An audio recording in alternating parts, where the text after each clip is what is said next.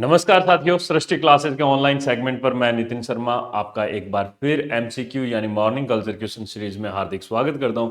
और दोस्तों, हर रोज सुबह 7 बजे चाय के कप के साथ आपको 10 मिनट में 10% हर रोज मिलेंगे। और आप इसके लिए बस एक चैनल हमारा सब्सक्राइब कीजिएगा और ज़्यादा से ज़्यादा शेयर कीजिएगा। देरी ना करते हुए हमारे पहले क्वेश्चन की तरफ आगे बढ़ते हैं। और एक मेरी गुजारिश हमेशा रहती है, कमेंट बॉक्स में आप हर बार अपना स्कोर जरूर कमेंट करके जाएं, ताकि आपको इस बात का थोड़ा सा आइडिया रह सके कि आप किस लेवल पर अपनी आर्ट एंड कल्चर जो है वो तैयार कर रहे हैं। आज का जो टॉपिक है वो है हमारा लोक नृत्य, और मुझे पूरी उम्मीद है कि लोक नृत्य आपने बहुत अच्छे से पढ़ा हुआ है। पहला सवाल देखते हैं दोस्तों।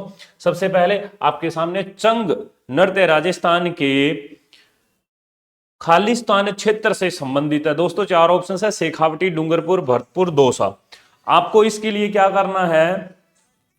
इसके लिए आपको सबसे पहले करना है सर, चारों ऑप्शंस में से कोई एक काम करना है। तो आप कहोगे सर इसका जो सबसे पहले सही आंसर है वो होता है शेखावटी।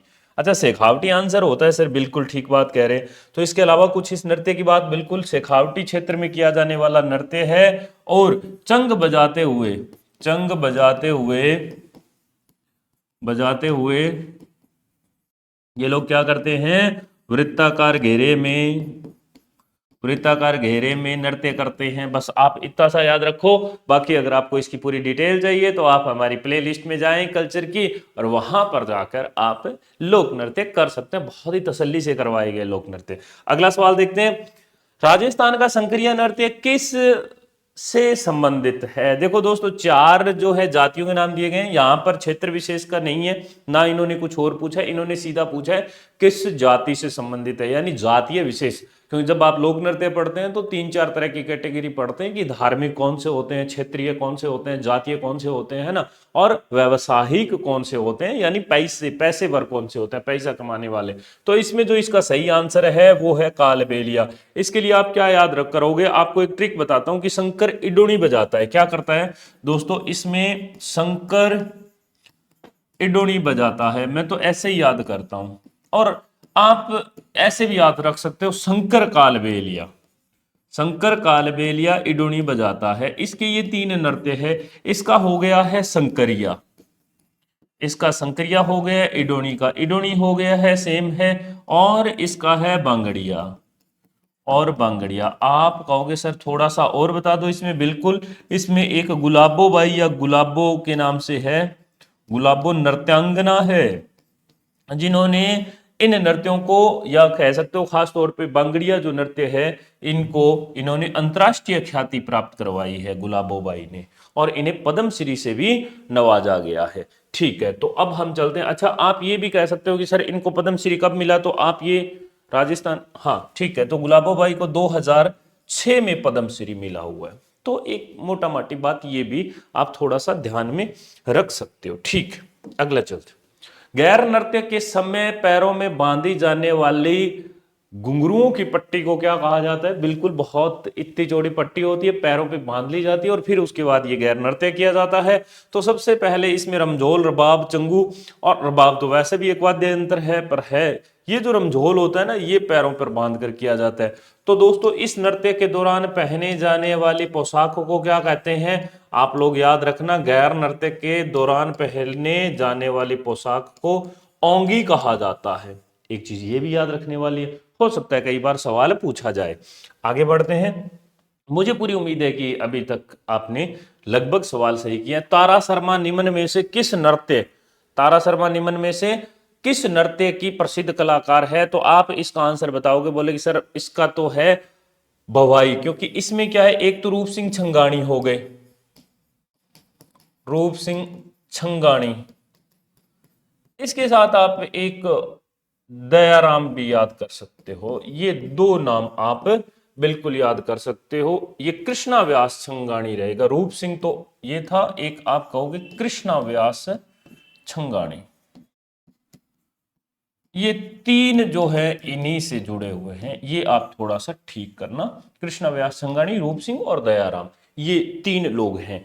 अच्छा, अब हम इसमें देखते हैं अगला प्रश्न हमारा जो है सुमेलित करने वाला है, बिल्कुल सुमेलित करने वाला। मैं जैसा आपको एक ट्रिक बताता हूं कि हमारे अगर चार में से कोई एक याद है और दूसरा जुगाड़ कर ले तो ये सवाल अक्सर ठीक हो जाते हैं। आप लोगों के सामने है, एक तरफ नृत्य हैं, एक तरफ इनकी जातियां हैं। तो अभी अभी मैंने बताया था कि साहब क्या हमने ये कहा था अभी कि साहब जो शंकर कालबेलिया है वो इडोनी बजाता है। हमने कहा शंकर कालबेलिया इडोनी बजाता है। आप ट्रिक लिख लो। हमने क्या कहा, शंकर कालबेलिया इंडोनी बजाता है। और बजाने से क्या मतलब हुआ, बजाने से मतलब हुआ सर बंगड़िया नृत्य। ठीक, इडोनी का इडोनी, शंकर का शंकरिया नृत्य, ये तीन नृत्य है। और गुलाबो बाई को 2006 में हमने कहा साहब इसमें मिला हुआ है। तो सबसे पहले शंकरीय नृत्य को हमने इस पे लगा दिया। अब देखो सी पर एक कौन से में आ रहा है, सी पर एक तो भाई साहब 3 में आ रहा है। उसके बाद आप कह सकते हो सर जो चरी नृत्य होता है वो कंजर जाति का होता है। बिल्कुल सही बात है, ये आप यहां पर देख सकते हो। तो आप कह सकते हो ए पर 4, ए पर 4 और सी पर 1, यही सी ऑप्शन नजर आ रहा है हमें। अब देख लो बी पर 2 है।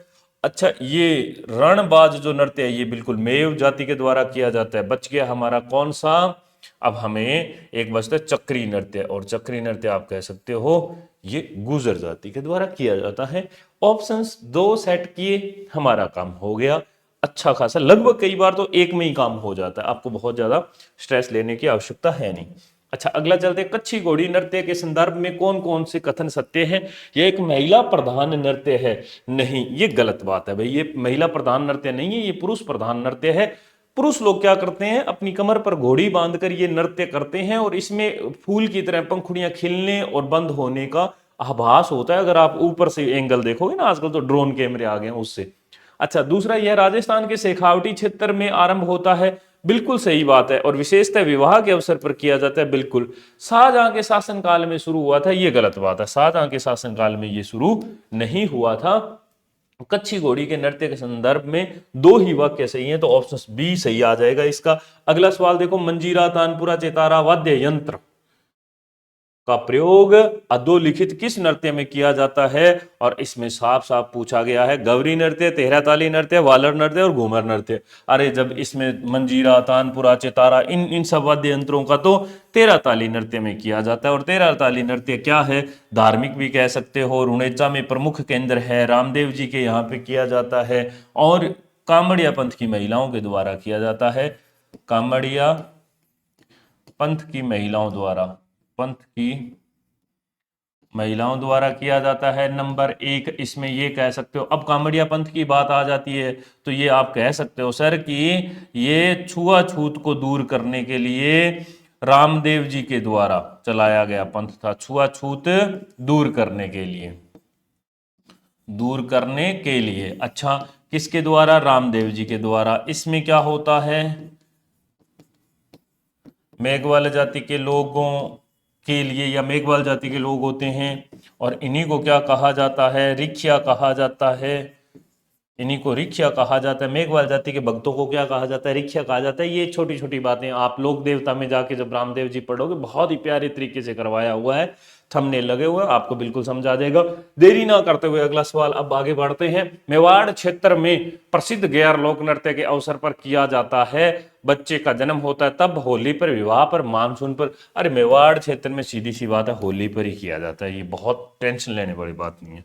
अच्छा, अगला देखो, गैर नृत्य राजस्थान के किस क्षेत्र में प्रचलित है। अभी अभी तो बताया मेवाड़ क्षेत्र, और मेवाड़ क्षेत्र में क्या है, आदिवासी लोग रहते हैं, ना शेखावटी में ना डांग, ये तो भरतपुर एरिया हो गया ना, और ये मेवात एरिया अलवर वाला है ना, इसमें नहीं करेंगे। अच्छा, 10वां लास्ट सवाल है, राजस्थान के अधिकतर भागों में मांगलिक अवसरों पर, विशेषकर गणगौर के पर्व पर महिलाओं द्वारा किया जाने वाला नृत्य तो घूमर नृत्य ही होता है, पुरुषों द्वारा नहीं किया जाता है। बहुत बार बच्चे ये कह देते हैं कि साहब घूमर नृत्य भी तो पुरुष लोग करते हैं। घूमर नृत्य बिल्कुल करते हैं पुरुष लोग, परंतु कभी कई बार वो ब्याह शादी में जाते हैं और फिर 8 बजे के बाद वो स्टेज पर जब आते हैं तो वो घूमर ही करते हैं, परंतु आप एग्जाम में सिर्फ महिलाओं द्वारा ही किया जाता है, ये याद रखोगे। और अगर आपने हमारा टेलीग्राम चैनल नहीं ज्वाइन किया तो सृष्टि क्लासेज नॉर आपके सामने स्पेलिंग लिखा हुआ, आप कर लीजिएगा। और आप 10 में से कितने सही हैं बटे में लगाकर और अपना जो है कमेंट बॉक्स में कमेंट जरूर करना। बहुत बहुत शुक्रिया, बहुत बहुत धन्यवाद।